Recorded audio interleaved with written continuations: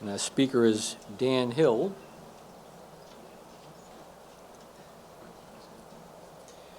Dan received his bachelor's degree in wildlife management along with a minor in sustainable forest management from Unity College in May of 2016. Dan has both been a volunteer and a paid technician for Maine IF&W, Connecticut Department of Energy and Environmental Protection, along with the University of Maine and Connecticut. During that time, the task included assistance on wildlife capture and habitat projects such as white-tailed deer, New England cottontail, ruffed grouse, northern saw-whet owl, waterfowl, and moose projects. Dan was selected as a natural resource manager for IF&W in 2017 for the lands management program. He's a licensed forester, lands management biologist, as mentor becoming a state forester for the lands management program in November of 2020. In December of 2021, he was elected for the deer habitat biologist position created in the lands management program.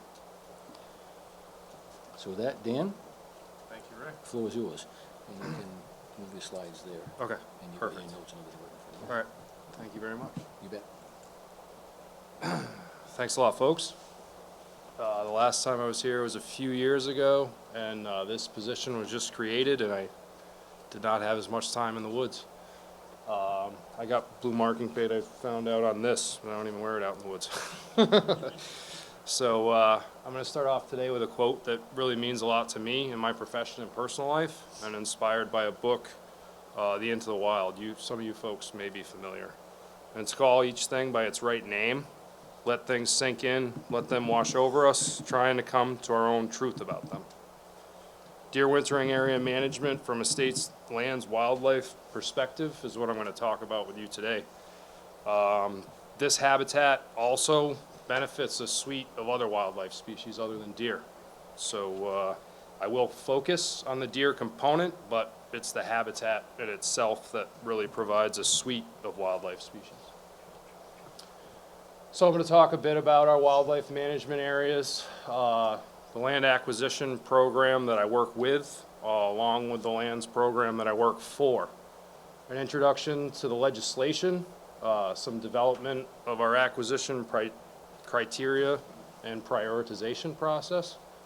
Deer wintering area habitat itself, our WMAs that we've acquired to date, deer wintering area management, some components that we're working on, some silvicultural techniques, and then some questions after that. So our wildlife management areas are spread throughout the state. In this image, I'm sorry if it's a little bit gray, I'll just stand over here, but we can see the areas are spread all the way throughout, and for the most part they've been along the I-95 corridor. With this deer habitat management initiative, we've gone a little bit further into the woods.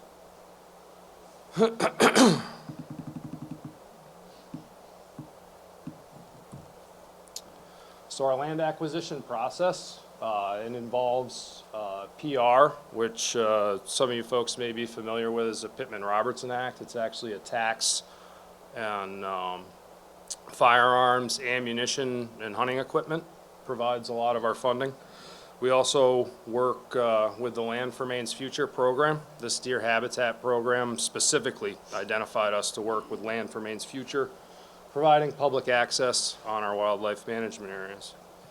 We also work closely with partners to assist them with conservation of lands in which address department priorities.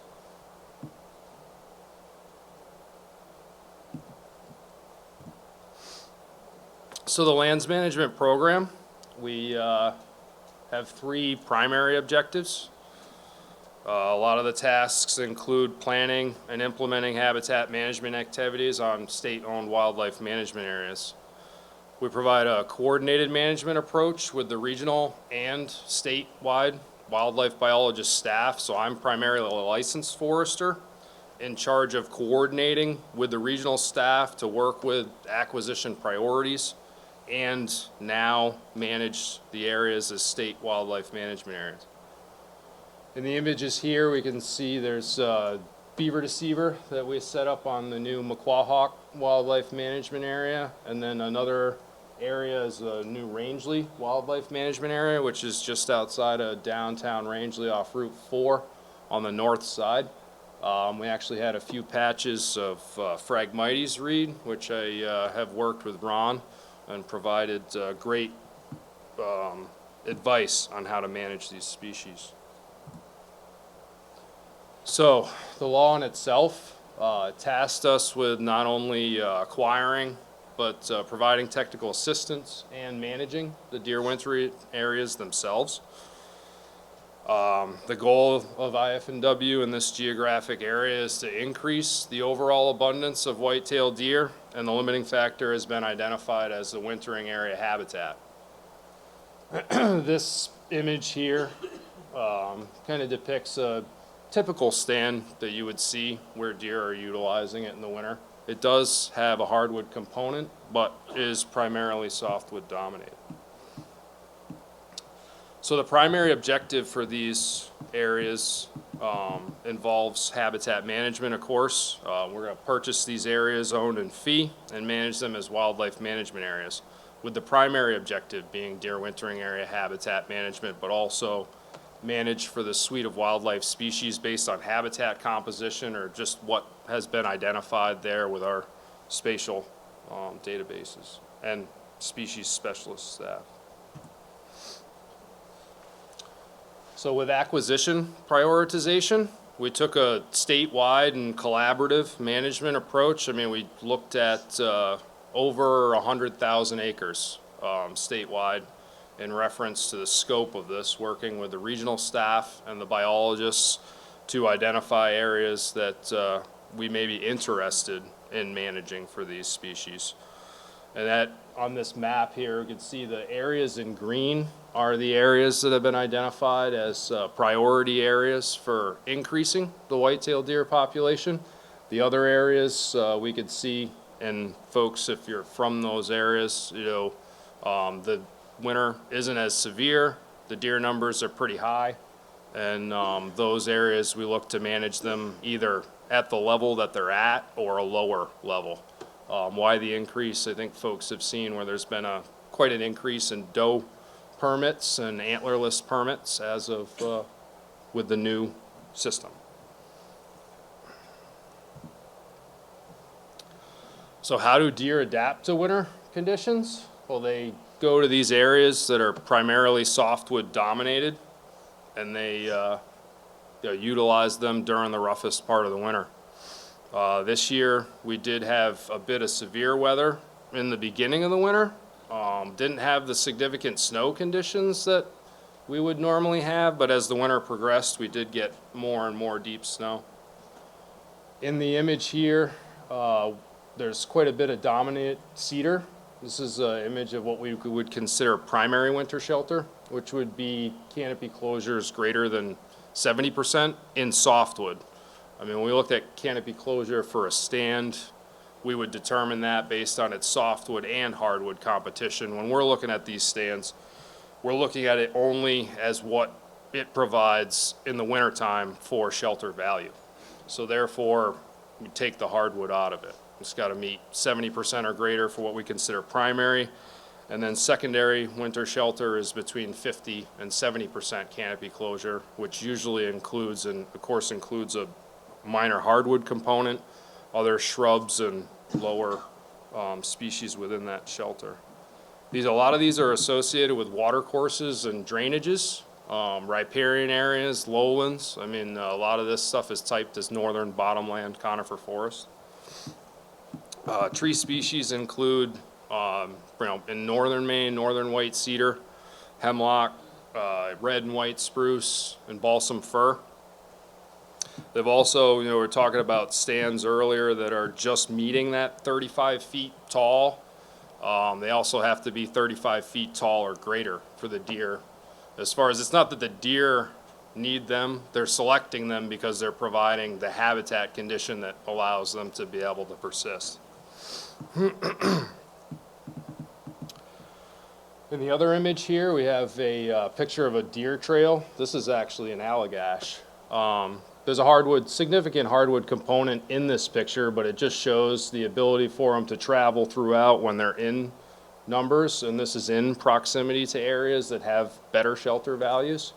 But these areas are just as important because they provide that hardwood browse opportunity if they are reachable. In this image, there is not any reachable browse. So then, there's an opportunity to provide that with a entry in the future if they were to enter it. So I'm going to take some time here and talk about some of our recent acquisitions. So the Rangeley Wildlife Management Area, this area is 725 acres. It contains a significant amount of current winter shelter in both primary and secondary winter habitat. It currently has wintering deer on it with established trail systems and all of that. This area, quite a bit of Rangeley, being a organized town, are normally not surveyed for wintering deer, but Rangeley more specifically is a massive deer yard. If folks are familiar with it, just the habitat composition itself lends to these deer moving in from the higher elevation areas and utilizing this area to persist through the winter.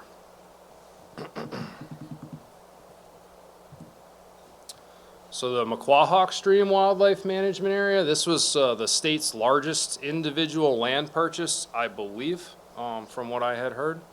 6,425 acres. It was previous industrial commercial land. This area in itself previously had been working with had been under cooperative agreement with the previous landowner. Now it has an opportunity to provide future habitat quite a bit. As you can see in the typing here, I wasn't going to display the habitat typing, but we can just see how, these different, based on the harvest history, it had broken up the stands quite a bit, but the future composition is still here. It's quite softwood dominated. It's lowland. Folks may be familiar with it. It's centered around a 2,500 acre wetland, really. The Caribou Stream Wildlife Management Area. This one is between two parcels along the Caribou Stream drainage in Woodland and Washburn, Maine. One parcel is approximately 325 acres, and the other one's about 600. Previously, it contained a spruce fir forest, and it's currently regenerating. And around the riparian areas, there is areas of cover, but in the future, it will provide opportunities for wintering deer. So this is the Lexington Wildlife Management Area. This is a 1,450 acre wildlife management area that was previously privately owned and managed. You can see in this purple crosshatch, there were protections for fish and wildlife put in here back when it was regulated in the 70s, and there's over 35 years of work here with the private landowner working in these areas to maintain and enhance them for deer wintering area habitat. So it's a great opportunity to continue forward with the management, and it's a beautiful site. I mean, really, outside of these riparian areas which contain the deer wintering area shelter, there's quite a good mix of hardwoods, maple, ash, basswood. Approximately 25% of the 1,200 acre regulated area is protected now with this one individual acquisition.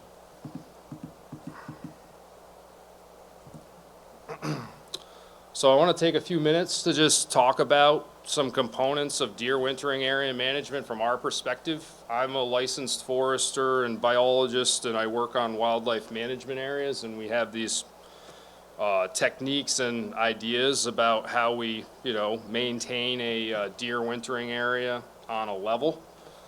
We try and maintain 66% of the area that is, the habitat type in current winter shelter, whether that's primary or secondary winter shelter. We want to try and maintain more than 50% of the area in itself in that shelter in one way or another.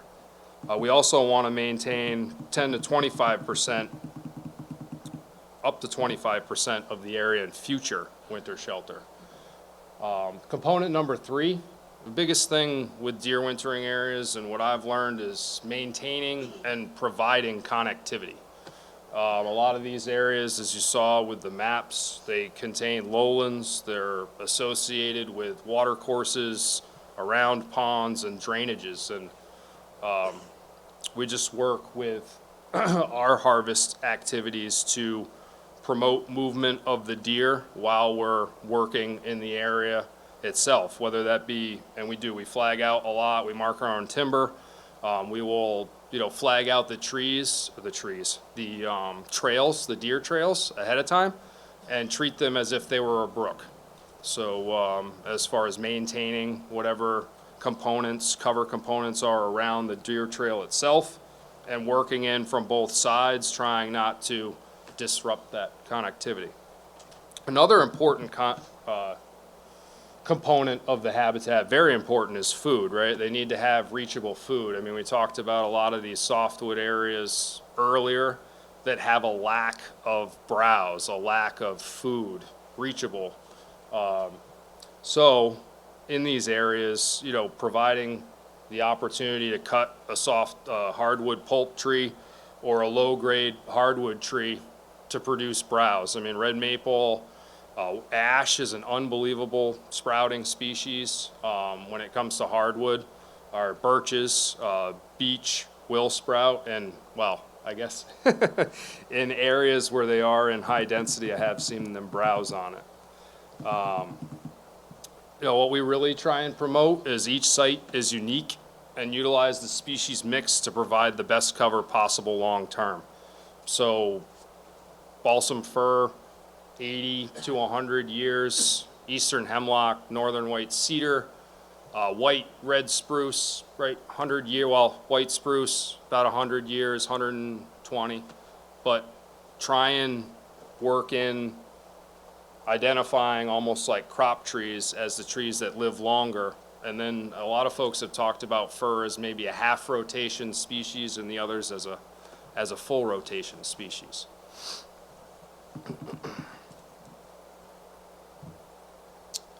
So I want to take some opportunity to talk about some things that we're just getting involved with for the first time as an agency. I know that there's a lot of experience in this room with TSI and more specifically pre-commercial thinning, but we're looking to get involved with it for a deer habitat value level.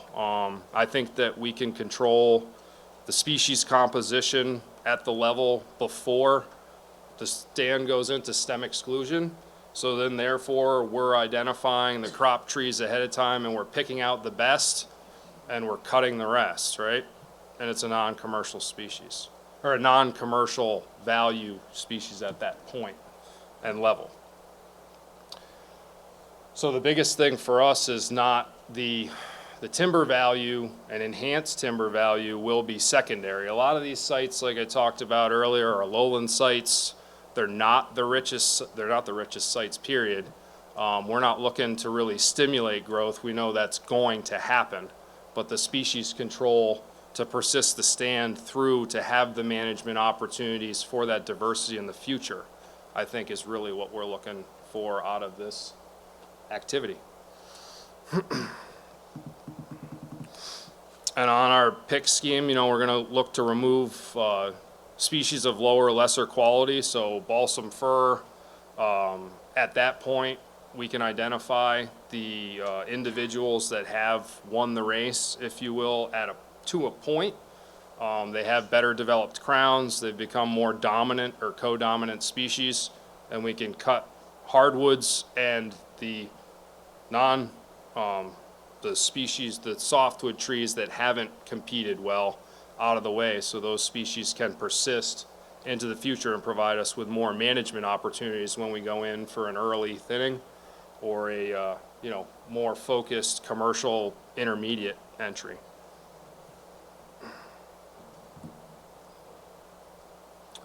So this kind of deer stand improvement, I may have made this up a little bit, but on the other hand too, I think it provides a great opportunity while we're in there to not only manage the stands, but provide some food while we're in there. In the images in the center here, this is Allagash, and if folks are familiar with Allagash, there's quite a bit of deer in that area, and it produces this brooming type effect on the hardwood browse, and they really have repeatedly browsed on this year after year. The image here on the left and the right is basically a more mechanized opportunity to be able to do it. Here is a hinge cutting method, which will use a chainsaw. But then on the right, there's a more commercial opportunity, which is cut off. I believe that was with a buncher, because that would have been our Fry Mountain job a few years ago.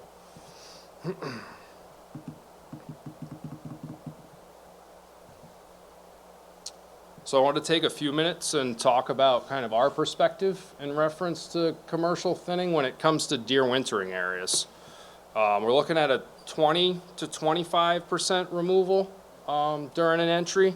And it concentrates on the biologically mature species, and then it promotes the dominant and co-dominant. So very similar to the timber stand improvement or pre-commercial thinning techniques, but on a commercial level. So we want to be commercially viable for the contractor, harvesting 10 to 15 cord per acre, but focus that in an area where it's going to improve the habitat for more long-term.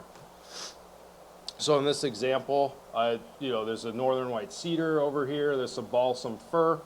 I mean, I would put my marking paint on the balsam fir around and release the northern white cedar and whatever there may be. I think there's a red maple or two in there as well, in order to allow the northern white cedar to persist and the habitat value to maintain.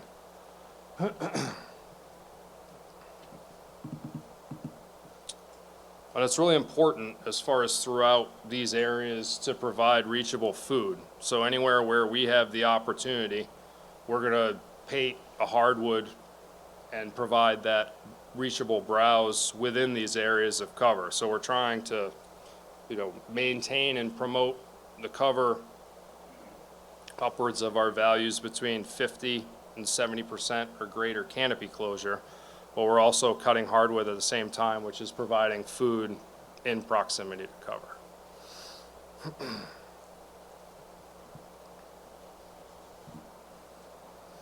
I just wanted to take a few minutes to go through our mission and our overview. So we're identified to protect, promote Maine's fish and wildlife resources. I'm a hunter and a fisherman myself, along with, very ecologically minded, and I appreciate you folks listening to me for a few minutes to talk about deer wintering areas from our perspective on wildlife management areas and the recent acquisitions that we've taken on and are continuing to. I'm continuing to work with our acquisition staff and out of the lands management program to identify priorities and move forward with them to protect and enhance deer wintering areas throughout northern, eastern, and western Maine. I did not put my contact information on here, but it's easy enough. It's daniel.hill@maine.gov. I do have cards, and I thank you folks for listening. And if anyone has any questions, I'd be happy to answer them to the best of my ability. Dan, thanks for sharing. I'm going to see two questions into one.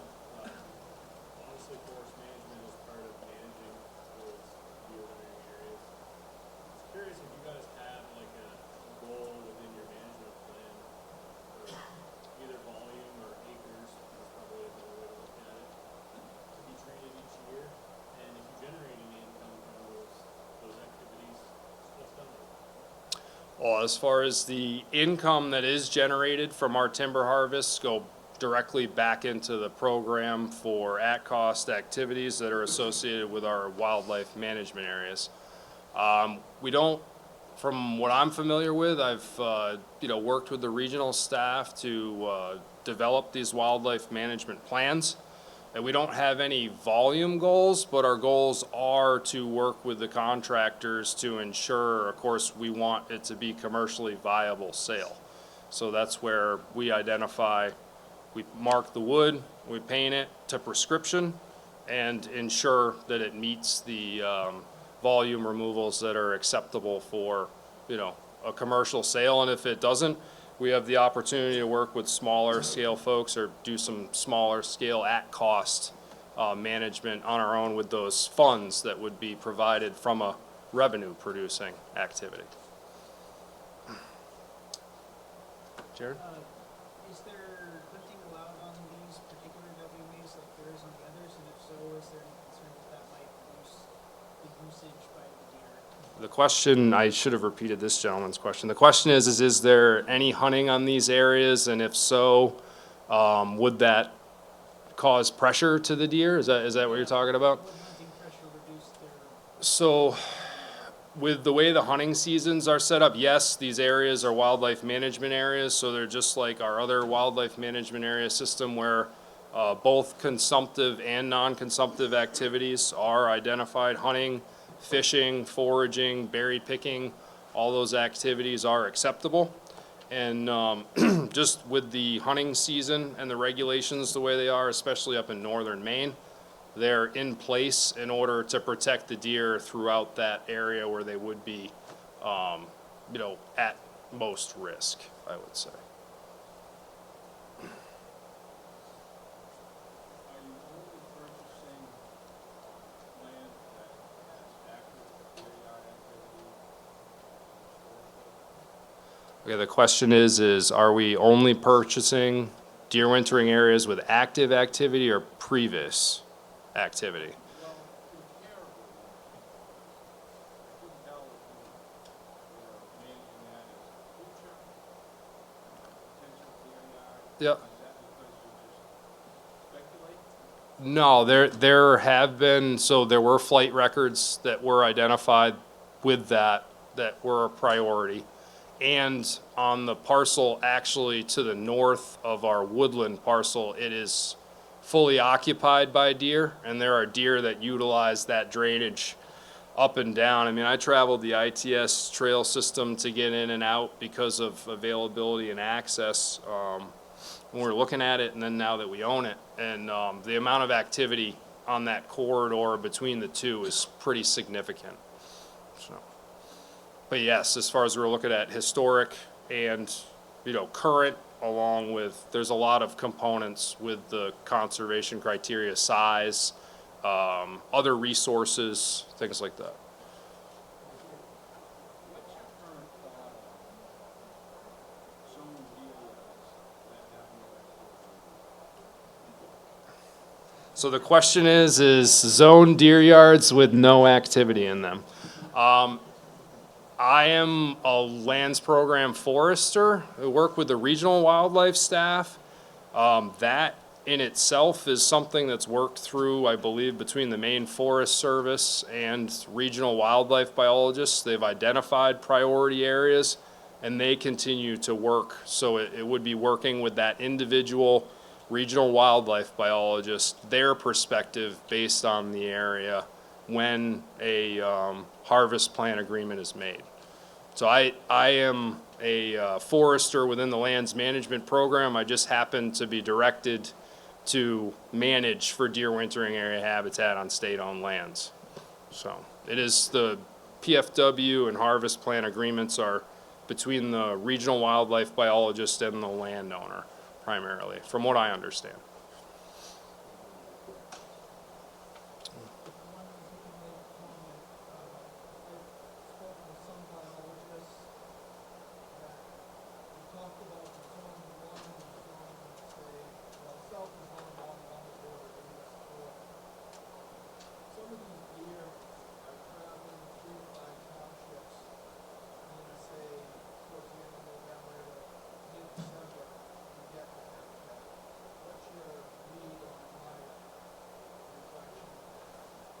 Yeah, so the question is as far as they are truly migratory, and what distance, maybe what's the distances we've seen them travel. I mean, I worked on the deer capture study and I am familiar with some of the collar data. I mean, we've seen them travel as far as 75 miles between summer and winter. I mean, that's an extreme, but anywhere from 3 miles to 75 miles, you know, as far as a deer's range is, you know, pretty significant. And then with the winter travel, yeah, it can be, we've seen upwards of 75.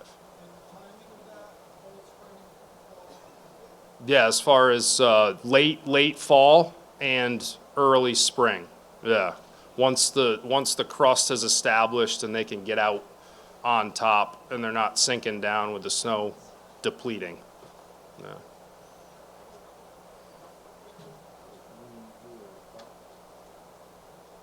Any other questions?